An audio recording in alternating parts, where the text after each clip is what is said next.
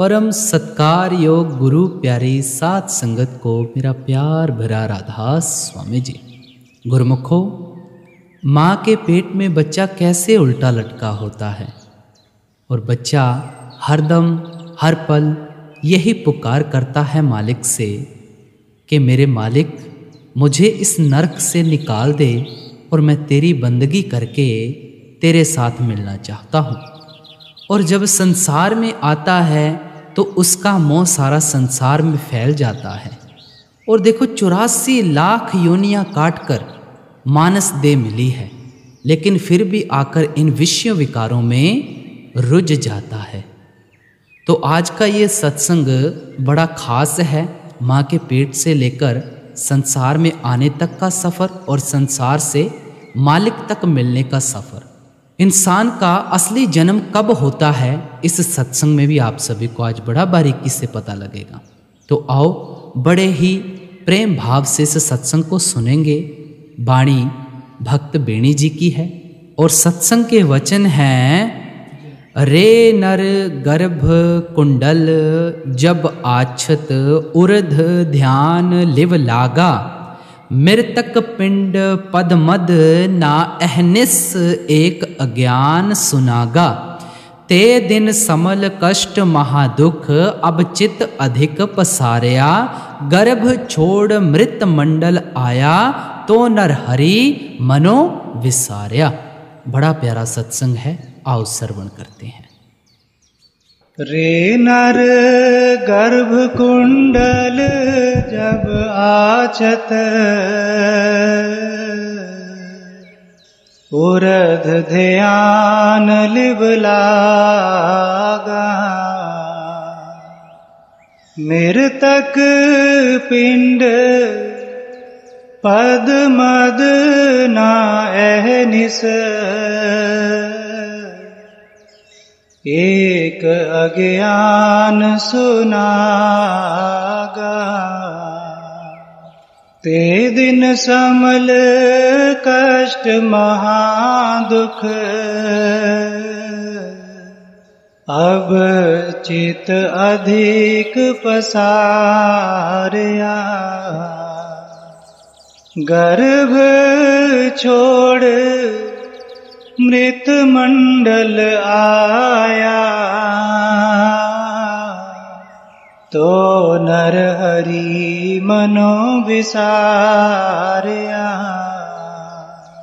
भगत बेणी जी महाराज का यह शब्द, जिन्होंने माता के गर्भ से लेकर इस शरीर के त्यागने तक का खाका खींचा है, इस पावन शब्द के जरिए आपने फरमाया, रे नर गर्भ कुंडल जब आछत, जब माता के गर्भ में बच्चे का प्रवेश होता है, माता के गर्भ से होकर फिर इस धरती की गोद पर आता है, इस धरती पर फिर ये किस तरह जिंदगी बसर करता है और फिर अंत में किस तरह काल इसको खाक में तब्दील कर दे या ये इस काल से निकलकर हमेशा हमेशा के लिए उस अकाल में समा जाए, ये यात्रा है इस जीवन की।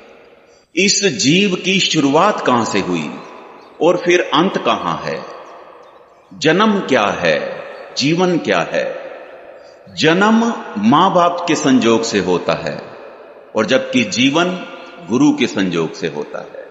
इसमें कोई शक नहीं कि यह शरीर मां बाप के द्वारा बना, पर इसके अंदर जो आत्मिक ज्योत है वो मां बाप नहीं बना सकते। इस वास्ते जिनके अंदर चाहना है अपने जन्मदिन को मनाने की, उनको बिल्कुल नहीं पता कि उनका जन्म किस दिन हुआ। इसलिए ये जन्मदिन मनाना सिवाय एक मूर्खता के और कुछ भी नहीं। सच्चाई तो यही है कि किसी को नहीं पता कि हमारा जन्म कब हुआ। आज तक किसी मेडिकल साइंस को भी पता नहीं लगा, और तो और उस मां को भी पता नहीं लगता जिसके गर्भ के अंदर बच्चा पल रहा होता है कि उसके बच्चे का जन्म किस दिन हुआ, किस दिन परमेश्वर की जीवात्मा ने उस चमड़े के अंदर प्रवेश किया, किसी को नहीं पता। हां, जिस दिन ये माता के गर्भ से होकर इस धरती की गोद पर आया, उस दिन का हमें पता है। असल में हम सब इसका धरती पर आने वाले दिन का ही जन्मदिन मना रहे हैं, वो जन्मदिन नहीं। गुरु अमरदास जी के बोले, ए शरीरा मेरेया हर तुम में जोत रखी ता तू जग में आया। जिस दिन परमेश्वर ने हमारे अंदर वो आत्मिक जोत रखी थी, जन्म तो उसी वक्त हो गया था, उसके बाद हम इस संसार में आए। बच्चे की तो बात छोड़ो, परमात्मा ने इतना बड़ा ब्रह्मांड रचा, संसार बनाया, उस दिन का किसी को नहीं पता। गुरु नानक देव जी के बोले, ठित वार न जोगी जाने रुत महाना कोई, जा करता सृष्टि को साजे आपे जाने सोई। आप फरमाते हैं तिथि वार का तो किसी जोगी को नहीं पता कि परमात्मा ने संसार पूर्णमासी को बनाया या अमावस को बनाया। वार का नहीं पता कि मंगलवार था या इतवार था, कि परमात्मा ने संसार सर्दियों में बनाया, गर्मियों में बनाया, चौमासे में बनाया। हिंदुस्तान में 6 ऋतु हैं, 12 महीने हैं, महीनों का नहीं पता कि जनवरी था या फरवरी, नवंबर था या दिसंबर। गुरु नानक देव जी फरमाते हैं, वेल न पाया पंडिती जे होवे लेख पुराण। वेल का मतलब वेला, समय। सुबह थी, दोपहर थी, शाम थी, रात थी, 2 बजे थे, 10 बजे थे, नोबडी नोस। पंडितों को भी नहीं पता, विद्वानों को नहीं पता। 18 पुराण है, नहीं तो पुराण का एक चैप्टर यह भी तो होता कि परमात्मा ने संसार किस दिन बनाया। पिता का जन्म के जाने पूत, करते की मित के जाने किया। जब इतने बड़े ब्रह्मांड की रचना का किसी को पता नहीं, तो क्या हमें शरीर के जन्मदिन का पता है? इसलिए आज के इस शब्द के जरिए हमने विचार करनी है कि आखिर ये जीवन है क्या। क्योंकि कई बार जिंदगी निकल जाती है, अक्सर जिंदगी समझ नहीं आती। बहुत कम लोग हैं जिनको जीवन की यात्रा समझ आ गई कि आखिर जाना किधर है और जा कहां रहे हैं। भगत बेणी जी महाराज फरमाते हैं, रे नर गर्भ कुंडल जब आछत, फ्रॉम द वेरी बिगिनिंग जीव की हिस्ट्री माता के गर्भ से शुरू हुई।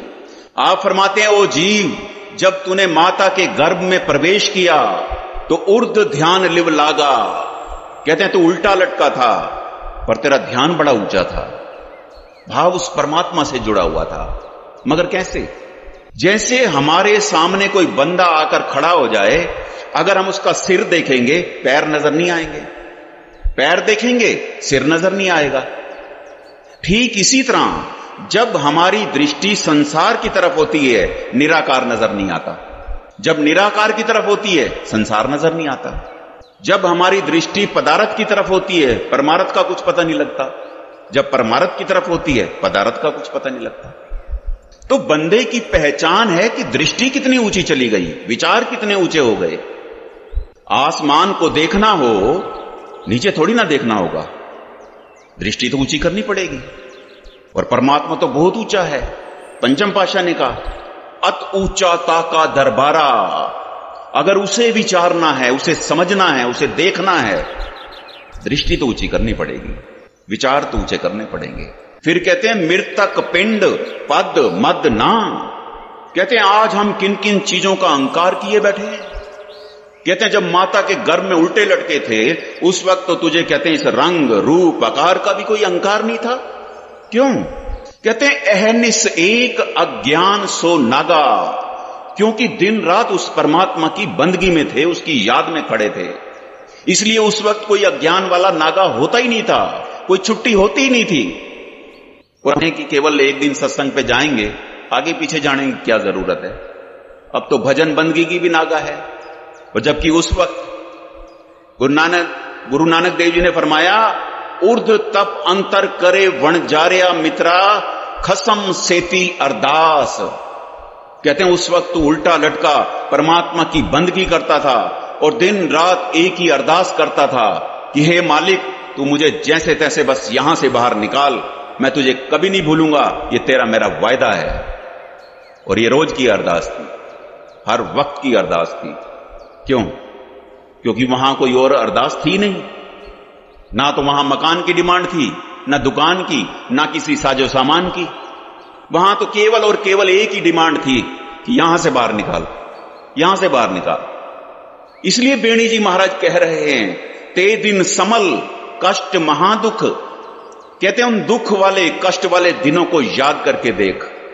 अब याद करें तो करें कैसे, क्योंकि वो दिन तो चाह कर भी किसी को याद आते नहीं। क्यों?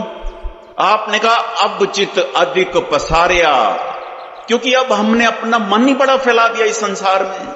अब हमारी वासनाएं पूरी नहीं हो रही, जबान के रस ही पूरे नहीं हो रहे, कपड़ों के फैशन खत्म नहीं हो रहे, आंखें रूप देख देख के नहीं रज रही। आखिर हम कर क्या रहे हैं? अगर माता के गर्भ में वो अपनी जोत का कनेक्शन हमारे से तोड़ लेता, इसका नतीजा क्या होता? पंचम पाश मात गर्भ में आपन सिमरण दे तहां तुम राखण हारे। कहते हैं अगर माता के गर्भ में हमारा सिमरन उससे टूट जाता, हम गर्भ के अंदर ही सड़ जाते, ये दुनिया ही ना देख पाते। फिर हमारे जन्मदिन की आके किसी ने बधाई नहीं देनी थी, जो आता अफसोस करने के लिए आता। ठीक इसी तरह जन्म लेने के बाद जिसका उस मालिक से नाता टूट जाता है, उसका जीवन सड़ जाता है, उसका जीवन सड़ जाता है। और इस वक्त यही हो रहा है संसार के अंदर। आपने भी यही कहा, गर्भ छोड़ मृत मंडल आया, तो नर हर मनो विसारिया। माता के गर्भ से जैसे ही ये बाहर निकला, भूल गया, संसार के मृत मंडल में आ गया। ये जगत मौत का तमाशा है, और क्या है? यहां लोग आ रहे हैं, जा रहे हैं, हमसे पहले ना जाने कितने यहां आए, कितने चले गए। यहां सब चलायमान है, कूड़ है, झूठ है। जब सब कुछ कूड़ है, झूठ है, फिर सच क्या है?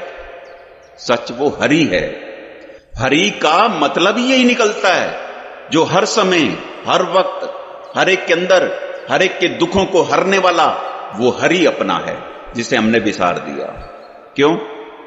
बाबा कबीर ने कहा, सब किछ अपना एक राम पराया। अब शरीर अपना है, परिवार अपना है, कारोबार अपना है, एक राम ही अपना नहीं। क्यों?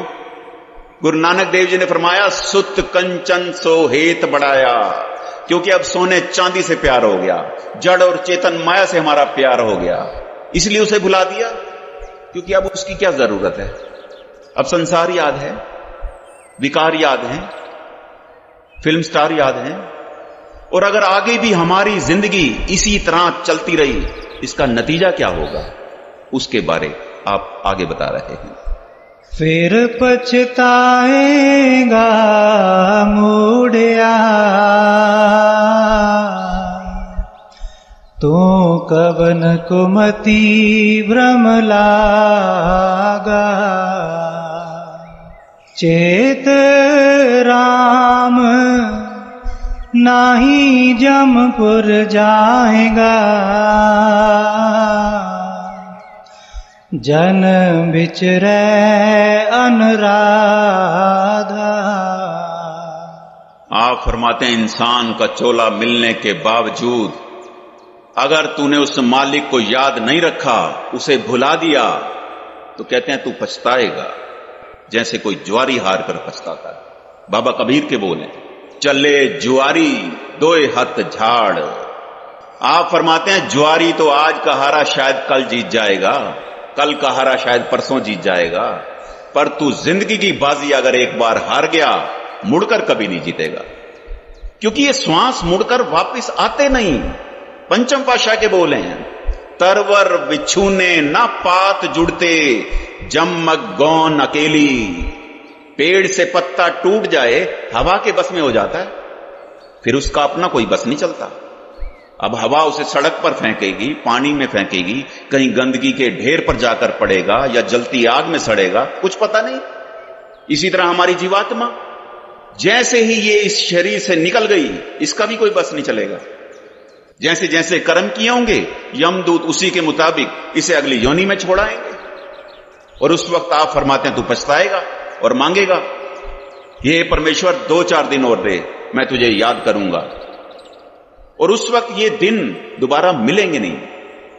सारी जिंदगी की कमाई हुई दौलत देकर भी एक श्वास भी मांगेंगे तो भी नहीं मिलेगा। ऐसे नहीं, गुरु अमरदास जी ने फरमाया कि दम दम सदा संभालदा, दम न बिरथा जाए, दम न बिरथा जाए। उसने गर्भ के अंदर भी हमारी श्वास संभाल की, अब भी कर रहा है, और हम एक श्वास उसके लिए खर्च करने को तैयार नहीं।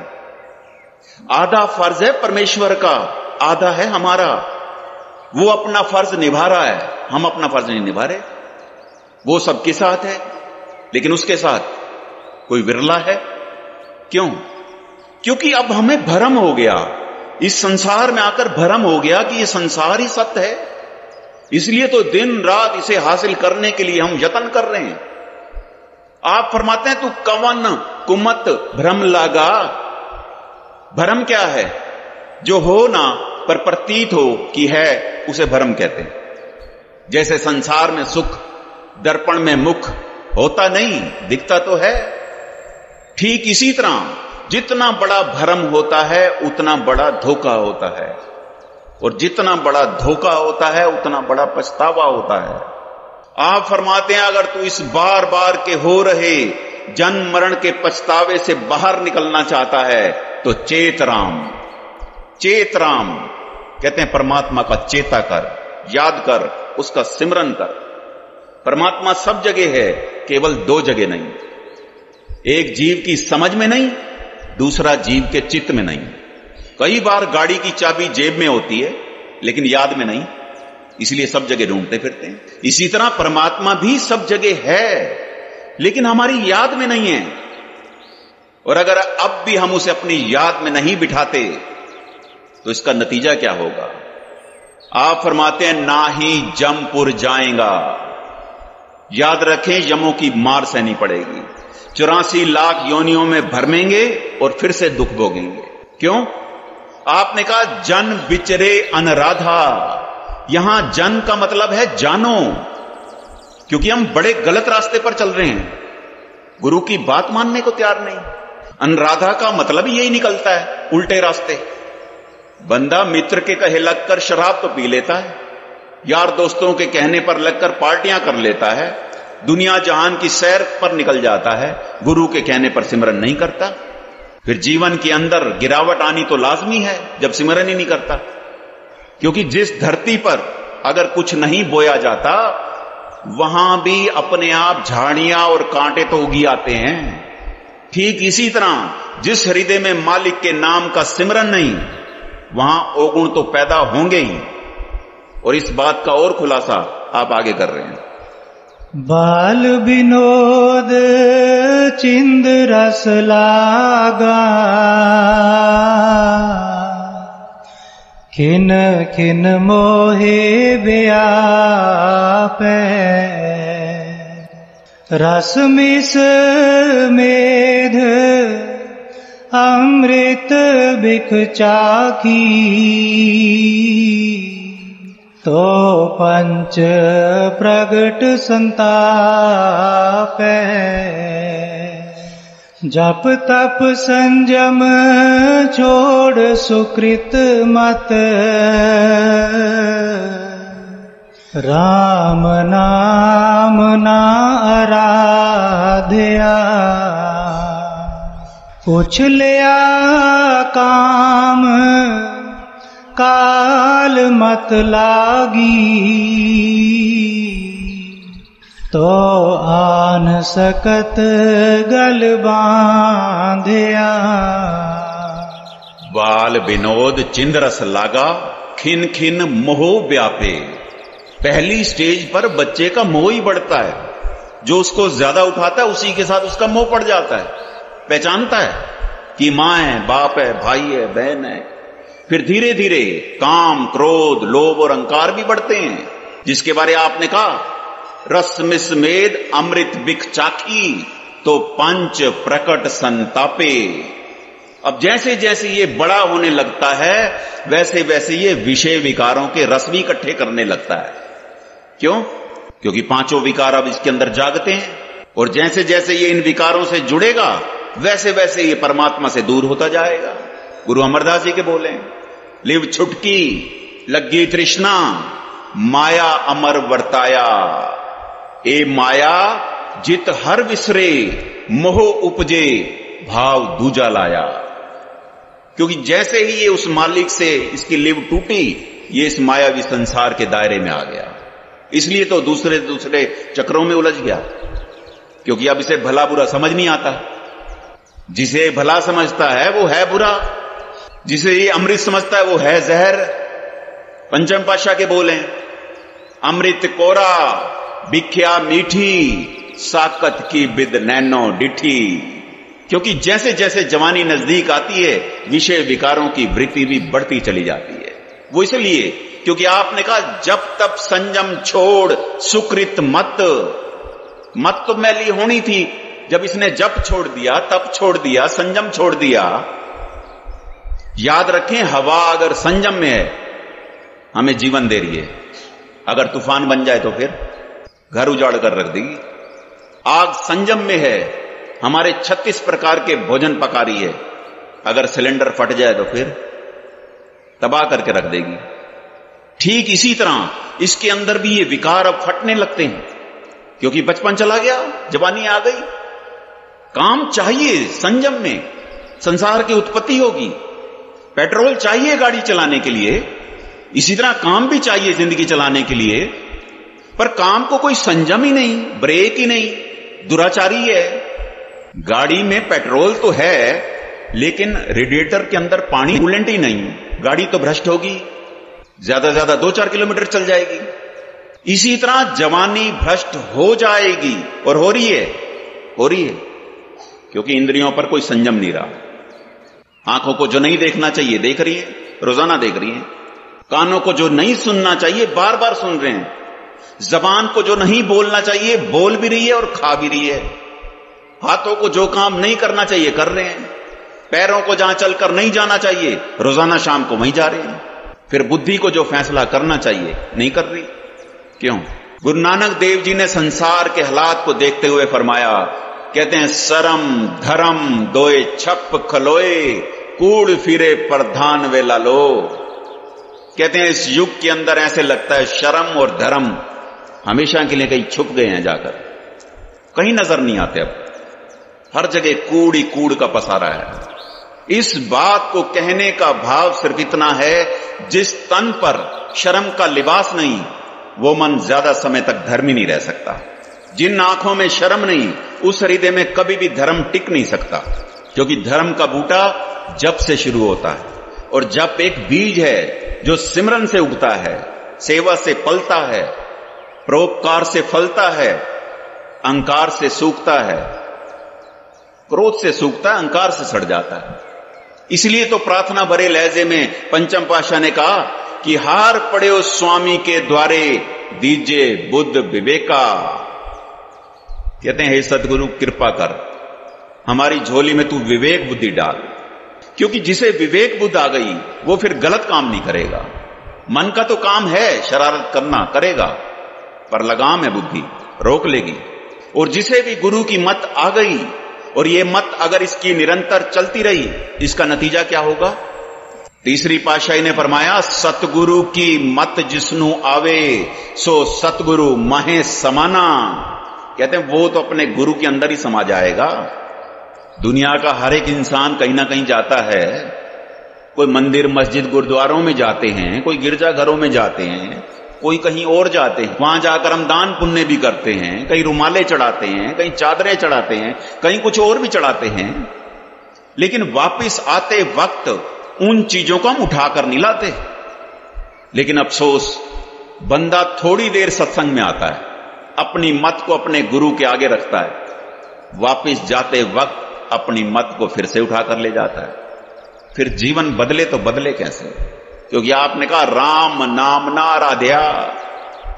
अब भगवान का नाम किसे याद है? संसार याद है, कारोबार याद है, फिल्म स्टार याद है, छोटा सा बच्चा भी बता देता है एक्टर कौन सा है, खिलाड़ी कौन सा है।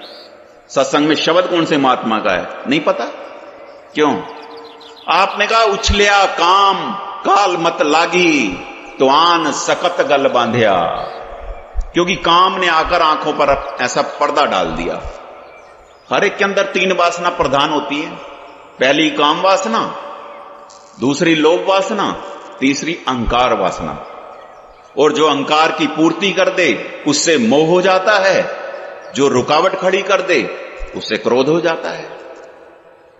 और जब काम रस ज्यादा उत्तेजित हो गया, घर वालों ने क्या किया? तो कहते हैं तो आन सकत गल बांधिया, घर वालों ने इसकी शादी कर दी। सकत का मतलब स्त्री होता है। कहते हैं इसका ब्याह कर दिया, लेकिन ब्याह होने के बाद इसकी कैसी अवस्था रही उसका खुलासा आप आगे कर रहे हैं। तरुण तेज पर त्रिय मुख जो है, सर अपसर ना पछाणिया, उन्मत काम महाबिख भूले, पाप पुण्य ना पछाणिया, सुत संपत देख एह मन गर्भया, राम हृदय ते खोया, अवर मरत माया मन तोले, तो पग मुख जन्म बिगोया। तरुण तेज पर त्रय मुख जोहे, सर अफसर ना पछाणिया। जवानी के काम के नशे में कईयों को अपने घर पर ही संतोष नहीं होता। और जबकि दशम पातशाह हिदायत दिया करते थे कि अपनी स्त्री संग स्नेह बढ़ाओ, पर स्त्री स्वप्न न लाओ, क्योंकि धर्म तो यही कहता है कि कर्मों अनुसार हम जिसके साथ भी ब्याहे गए, उसके अलावा किसी और के बारे में सोचना भी कितना बड़ा पाप है हम जानते ही नहीं।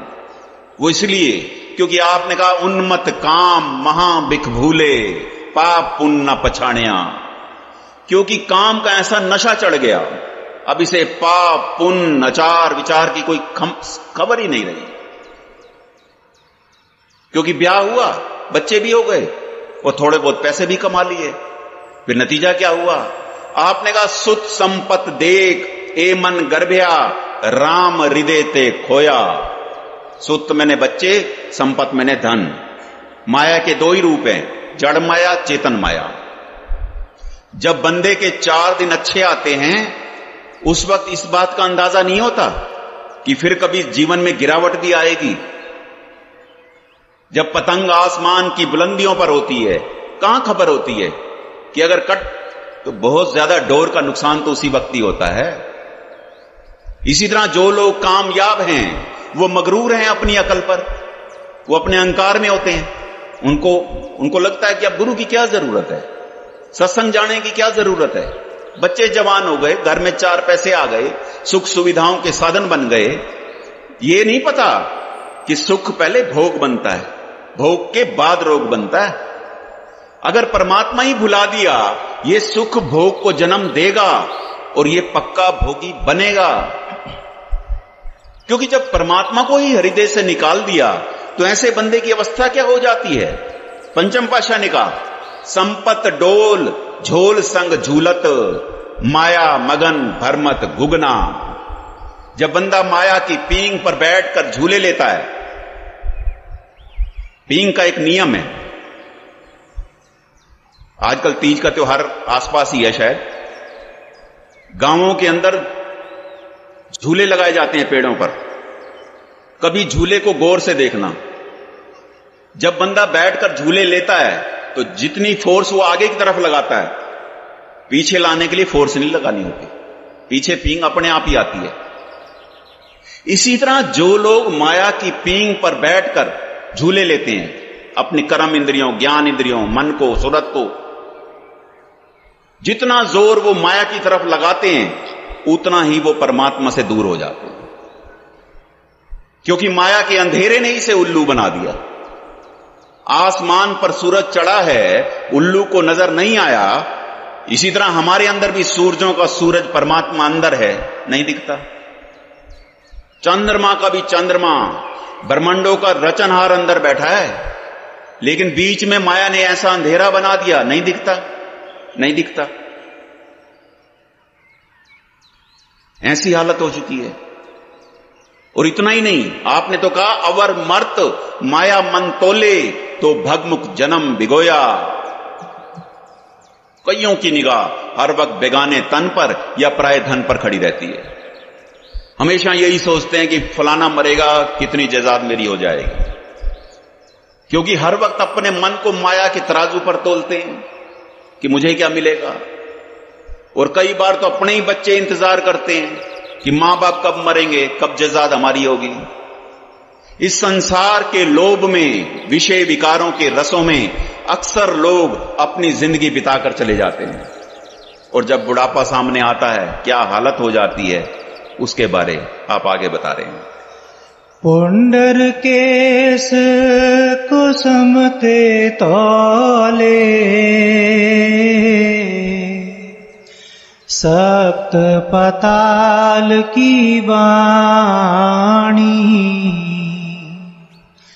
लोचन श्रम बुध बल नाठी ता काम पवस माधानी ताते बिखे भई मत पावस काया कमल कुमलाना अवगत बाण छोड़ मृत मंडल तो पाछे पछताना। पुंडर केस कुसुमते धोले सपत पताल की बाणी। मानव जीवन के 4 ही पड़ाव हैं। पहला गर्भकाल, दूसरा बचपन, तीसरा जवानी, चौथा बुढ़ापा। आप फरमाते हैं ये जीव चौथी आया। अब शरीर में जान नहीं रही, फेफड़ों में इतनी ताकत नहीं रही इसकी कि हवा भर सकें और कुछ बोल सकें। बोलता है तो ऐसे लगता है 7वें पताल में से कोई आवाज आ रही है। सपत पताल की बाणी। और दूसरी बात आपने कहा पुंडर केस कुसुमते धोले। कुसुम का फूल बहुत ही सफेद रंग का होता है और आप फरमाते हैं उससे ज्यादा सफेद तो अब इसके बाल आ गए। और बाल सबसे पहले कानों की तरफ से सफेद आते हैं। क्यों? क्योंकि बुढ़ापा आकर आवाज लगाता है कि तेरा बचपन चला गया, जवानी चली गई, उसमें जो गुनाह हो गए कम से कम उन्हें तो धोने की कोशिश करें। हम जितने यहां बैठे हैं क्या हमें नहीं पता कि हमने अपने मां बाप से छुपकर क्या किया, अपनी औरत अपने आदमी से छुपकर क्या किया। सब कुछ पता होने के बावजूद फिर भी बंदा अपनी आंखें मूंद लेता है। क्यों? क्योंकि अंदर अपने गुनाह नजर आते हैं और जब तक अपने गुनाहों पर निगाह टिकती नहीं जीवन बदल नहीं सकता। बंदे की आदत है दूसरों के गुनाह देखना। आपका शरीर बहुत सुंदर हो, कपड़े भी आपने बड़े बेशकीमती पहने हो, मक्खी को तो कोई वास्ता नहीं उसकी कीमत का। मक्खी तो केवल ये देखती है गंदगी कहां पर लगी है। इसी तरह कईयों की निगाह दूसरों की कमियों पर खड़ी रहती है। अपना जीवन हाथ से निकलता जा रहा है, उसकी कोई फिक्र नहीं। और जबकि अब हमें चाहिए कि अपने जीवन में परिवर्तन लाएं, कर्म बदलें, अपनी रहनी बदलें। आप फरमाते हैं लोचन सर में बुधबल नाठी ता काम पवस मधानी। कहते हैं शरीर में अब जान नहीं रही, आंखों से दिखना भी कम हो गया, लेकिन कामनाओं की मधानी अभी भी हम संसार में चलाना चाहते हैं। क्यों? क्योंकि शरीर बूढ़ा होने से कामना बूढ़ी नहीं होती, लोभ बूढ़ा नहीं होता, उल्टा और जवान होते हैं। संसार की सरकारों ने तो हमें 60-65 सालों में रिटायर कर दिया। अब प्रार्थना करें कि ये शरीर रिटायर होने से पहले पहले मन वासनाओं से रिटायर हो जाए, क्योंकि मन कभी भी रिटायर नहीं होता। मन को मारना था गुरु के शब्द ने, गुरु के ज्ञान ने, उसे हम ऊपर से गाते हैं। जो काम मन करके करेंगे अंदर संस्कार भी तो उसी के बनेंगे। अब हम विचार करें, जितना मन करके हम सिनेमा देखने जाते हैं या दुनिया के काम काज को अंजाम देते हैं, क्या उतना मन करके हम भजन बंदगी करते हैं? क्यों? क्योंकि कामनाओं की मधानी अभी भी हमारी संसार में चल रही है। बच्चे बिल्कुल बताने को तैयार नहीं, फिर भी बाप रोजाना पूछता है कि दुकान पर आज क्या क्या हुआ, कितनी सेल हुई, कितना प्रॉफिट हुआ। वो साथ बैठना नहीं चाहते। ये जबरदस्ती कामनाओं की मधानी बीच में मारता है, अपना बिल्कुल नहीं देखता कि खुद का आज क्या बना। अब इन चक्रों से निकलें। संत रविदास जी के बोले, उससे पहले तो आपने भी ये बात कह दी, तांते बिखे भई मत पावस काया कमल कुमलाना। ये शरीर का स्वभाव है, जैसे जैसे बूढ़ा होता है सुकड़ता है, लेकिन मन फैलता है संसार में। इस शरीर से ही हम शिक्षा ले लें। जैसे शरीर सुकड़ रहा है, ऐसे मन भी तो सुकड़ना शुरू हो जाए संसार से। कैसे तन छोड़ रहा है इस चमड़ी को, इसी तरह हमारी जीवात्मा भी छोड़कर चली जाएगी इस तन को, क्योंकि प्रकृति का नियम है। संत रविदास जी ने कहा, क्या तू सोया जागे आना, तै जीवन जग सच कर जाना। ये तन जाग जाता है, टेलीफोन की घंटी बज जाए, कुत्ता भौंक पड़े, बिल्ली बर्तन गिरा दे, ये तन जाग जाता है। लेकिन मन इन चीजों से नहीं जागता। मन को जगाना था गुरु के शब्द ने, इसलिए आपने कहा, अवगत बाण छोड़ मृत मंडल तो पाछे पछताना। जो परमात्मा व्यक्ति नहीं है, शक्ति है, क्रिएटिव पावर है। अंदर हो रही हमें उसकी वाणी सुननी थी, उसी के मुताबिक हमें अपने कर्म कमाने थे, लेकिन अंदर हो रही उसकी वाणी को हमने कभी सुना नहीं। क्यों? पंचम पातशाह ने कहा, नाम सुनत जन बिच्छू डसाना। क्योंकि भजन बंदगी की बात तो ऐसे लगती है जैसे कोई बिच्छू लड़ गया हो। अखबार 3-3 घंटे बैठ के पढ़ेंगे, सिनेमा 3-3 घंटे देखेंगे। क्यों? क्योंकि अंदर रस है कई जन्मों का, संसार का। जिस पत्थर की ढलान जिधर की बनी हो, पानी जब मर्जी उसके ऊपर बिखेरो, उसी तरफ जाएगा। मन की भी कई जन्मों की ढलान है विषय विकारों की तरफ जाने की, आज की नहीं। और अगर आगे भी हमारा जीवन इसी तरह विषय विकारों में बीतता रहा, नतीजा क्या होगा? आपने कहा, तो पाछे पछताना। क्योंकि डेथ बेड पर सिवाय पछतावे की और कुछ रहता नहीं। सारी जिंदगी के किए हुए कर्म सामने आकर खड़े हो जाते हैं और वो फिर भारी लगते हैं। फिर बंदा सिर पर हाथ मारता है कि मैंने अपना अनमोल जीवन ऐसे ही ओछे रसों में बिता दिया। और इस बात का और खुलासा आप आगे कर रहे हैं। निकट देह देख धन उपजै, मान करत नहीं बूझै। लालच करे जीवन पद कारण, लोचन कछु ना सूझै। ताका तेज उड़या मन पंखी, घर आंगन ना सुखाई। बेणी कहे सुनो रे भगतो, मरण मुकत किन पाई। निकटी दे देख धुन उपजे, मान करत नहीं बूझे। कहते हैं अब दोते पोते इसके आसपास घूमते फिरते हैं, लेकिन इसकी बात सुनते नहीं। ये अंदर से कलपता है कि जिनके लिए अपना जमीर बेचा, अपना ईमान बेचा, वो आज ऐसा करते हैं। लेकिन उनके मुंह में फंसा है। ये चाहता है मेरे साथ बैठें, बात करें, हाल चाल पूछें, वो पूछने को तैयार नहीं। वो तो कहते हैं बाबा परे हट। फिर भी उनके मुंह में फंसा है, अहंकार करता है कि मेरे दोते, मेरे पोते, मेरा ये, मेरा वो साथ बैठना नहीं चाहते, पूछना नहीं चाहते।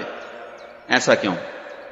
आपने कहा, लालच करे जीवन पद कारण, लोचन कछु न सूझे। आंखों से दिखना बंद हो गया, कानों से सुनना बंद हो गया, घुटने चल नहीं सकते, शरीर में बल नहीं, लेकिन अभी और जीने की तमन्ना भरी पड़ी है। प्योर 2, 4, 5 साल जेलूं। बड़े लोग मिलते हैं दुनिया में जो कहते हैं मैं पोते का ब्याह तो देख लूं। आखिर पता नहीं हम किन चक्करों में घूम रहे हैं। पोते दोतों को तो पता भी नहीं लगेगा कब उन्होंने अपनी सेटिंग कर लेनी है। अब हम अपने ब्याह की चिंता करें, जिसके बारे बाबा फरीद ने कहा, जिंद वोटी मरण वर ले जासी पर नाए।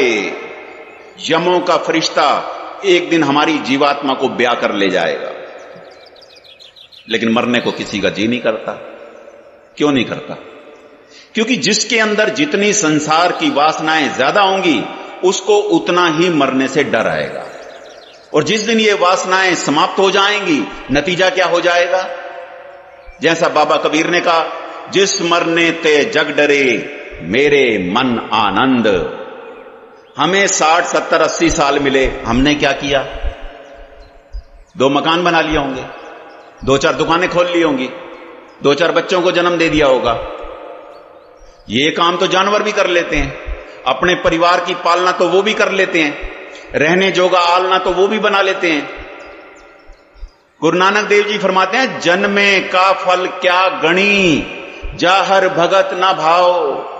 कहते हैं तेरे जन्म लेने का फायदा क्या हुआ? क्योंकि भक्ति भावना तो तेरे अंदर पैदा नहीं हुई। जितने मर्जी महंगे सूट पहन लें, अगर परमात्मा ही हृदय में नहीं बसाया तो फिर इस खाने पीने पहनने का, इस झूठी शानो शौकत का क्या फायदा? संत रविदास जी के बोले, राजे इंदर समसर ग्रह आसन, बिन हर भगत कहो के लेखे। सनातन मत वाले इंदर देवता की शानो शौकत को सारे देवी देवताओं में सबसे बड़ा मानते हैं। आप फरमाते हैं, राजे इंदर जैसी भी इस धरती पर अगर तेरी शानो शौकत क्यों ना हो जाए, बिना भक्ति के तेरी जीरो वैल्यू नहीं। इसलिए आप समझाते हैं, तू कर क्या रहा है? तुझे इंसानी चोले की अहमियत को समझना था, अभ्यास करना था, तन की मेहनत से रिज़्क कमाना था, लेकिन मन के पुरुषार्थ से तो परमार्थ कमाना था।